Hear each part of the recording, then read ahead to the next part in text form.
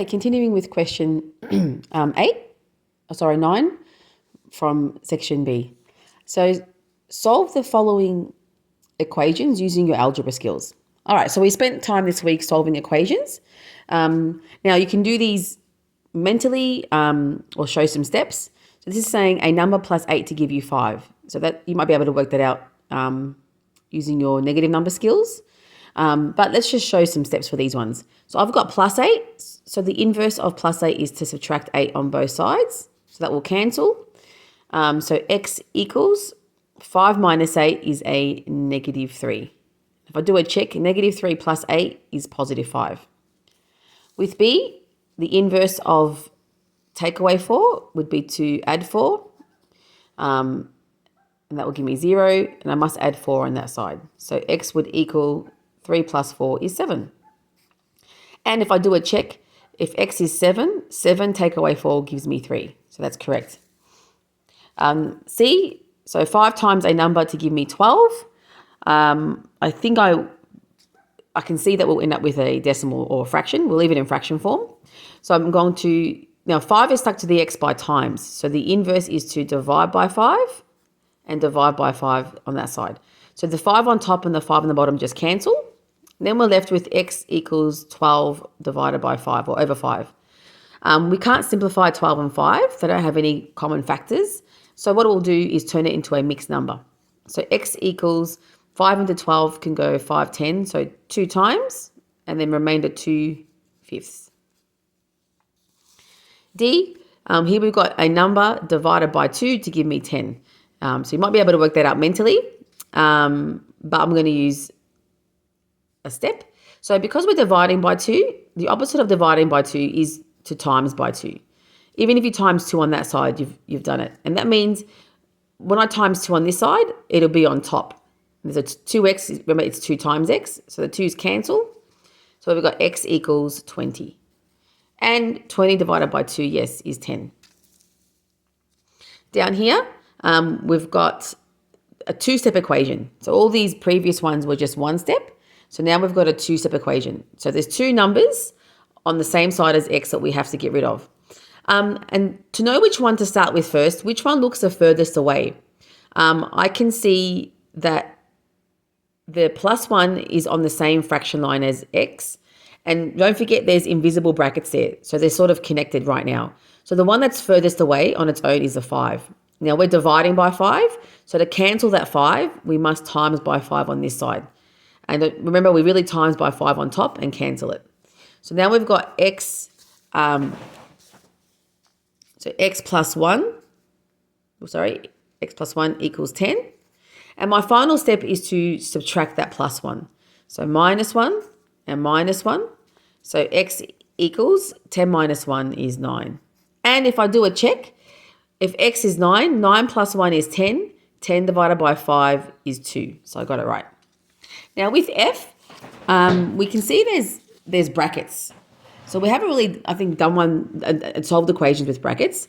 Now remember, there's more than one approach. You can actually just divide by 2 and divide by 2. But because we're doing this for the first time, let's expand our brackets first. That's always an approach that works for any equation with brackets. So 2 times x is 2x plus 6. And then this will equal 10. Sorry, only one equal sign per line. And then we minus 6 and minus 6. So that cancels. So 2x equals 10 minus 6 is a 4. And final step is to divide by 2. Divide by 2. So x equals 4 divided by 2 is 2. And if I do a check, if you put 2, if we replace x with 2, in the brackets I'll have 2 plus 3, which is 5. And then 2 times 5 will give me 10. So I got it right. All right, let's move on to the next questions. We're still on part B. All right, so now we're going to be using our fraction skills. So let's go to the first question. It says simplify the following. And the operation is division. When dividing with fractions, we know we can turn that into times by flipping the second fraction. So I'll do that first.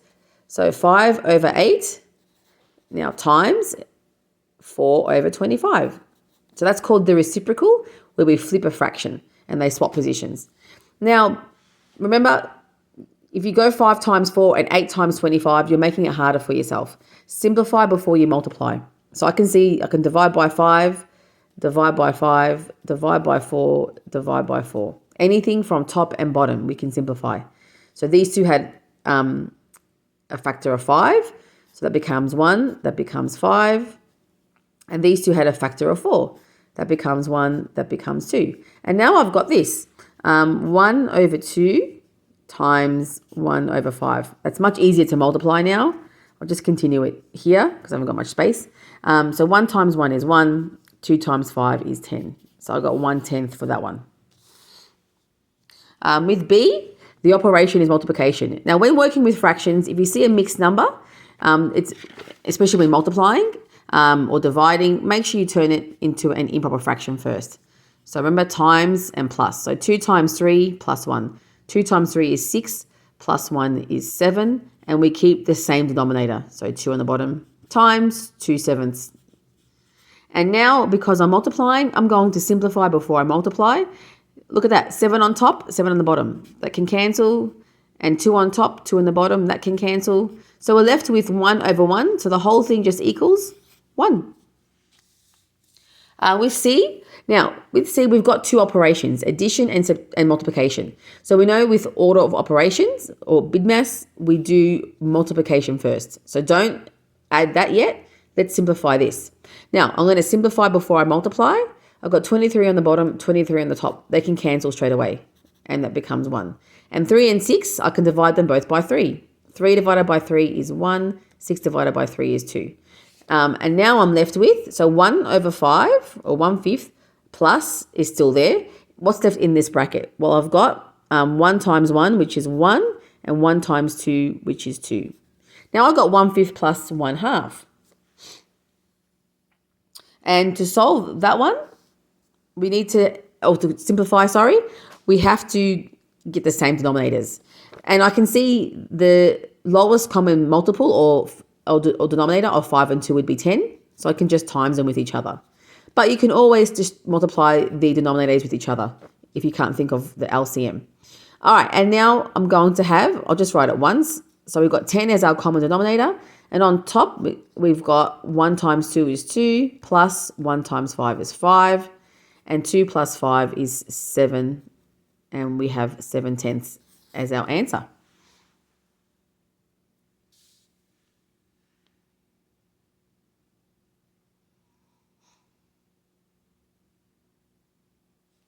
And with D, so D we've got of. So whenever we're finding a fraction of something, we know we multiply. And we learnt why last term, why that's the case. So 1/20th of 40 is 1/20th times 40, and 40 is over 1, so it's on top. And I'm going to simplify before I multiply. You can cancel zeros, or I'm going to divide them by 20 to save a step. So it becomes 1, that becomes 2. So I'm left with 1 over 1. So 1 times 2 is 2 over 1 times 1 is 1. And don't forget, we never leave a fraction or a whole number like that. 2 over 1 becomes 2. Just write it as 2. Now down here, we have to use substitution. So if m is 4, n is 2, s is -1, find the value of the following expressions. Now remember, 2mn can be written as 2 times m times n in expanded form. Now if I replace m with 4, I'll have 2 times 4 times, and n is 2. And now I'll just calculate this. I'll just go from left to right. 2 times 4 is 8, and then 8 times 2 is 16. With B, we've got addition, so let's replace the pronomals with the numbers they've given us. So m is 4 plus n is 2. Now I'm going to write plus, because if that was a takeaway, it's really important that we write the takeaway. And now s is a -1. Whenever you substitute with a negative number, always substitute with brackets, so I put it in brackets because if you have a power or another negative, you can easily make a mistake. Now, a positive and a negative will make a negative or takeaway. So now I've got 4 plus 2 take away 1. Okay, so now I'm going to work from left to right because addition and subtraction are equal operations. So 4 plus 2 is 6, and 6 take away 1 is 5. I'll just squeeze a 5 here. Should be on the bottom there. 1 equal sign per line, but just squeeze it there. All right, and down here I've got, now this looks more complicated, but don't stress, just as easy. Now, let's replace m with 4. And I'm going to show the invisible times here. So I've got 5 times, bracket, m is 4, and then plus 2 times. And then we've got 20 as a fraction over n, which is 2. Now, because this is in fraction form already, yes, we are dividing, but we still have to do this at first, okay? So don't write it as 20 divided by 2. If that was the operation, then it's a bit different to a fraction. So we'll do that first. So imagine it's sort of like brackets there. So we'll do our brackets first. So we've got 5 times 4 plus 2 in my brackets is 6 times 20 divided by 2 is 10. And now I've got multiplication. So you can work in any order, but I'll just go left to right. So equals 5 times 6 is 30. And now 30 times 10. 30 times 10, add the 2 zeros, and 3 times 1 is 3. So 300 is our answer. Now this one over here, we've got the square root, and n, what was n again? N is 2. Now I'm going to put it in brackets in case there was a negative there. So 2 squared. So 2 squared gives me 4. And what's the square root of 4? Something times something to give me 4. And it has to be the same number. Well, I know 2 times 2 twice gives me 4. So the answer would be 2. Now down here, it says expand the following. So we did that before in equations.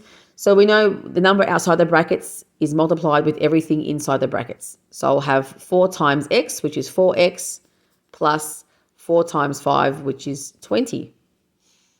And over here, I've got 3x times x and 3x times a 2y. And there's a positive there, plus there.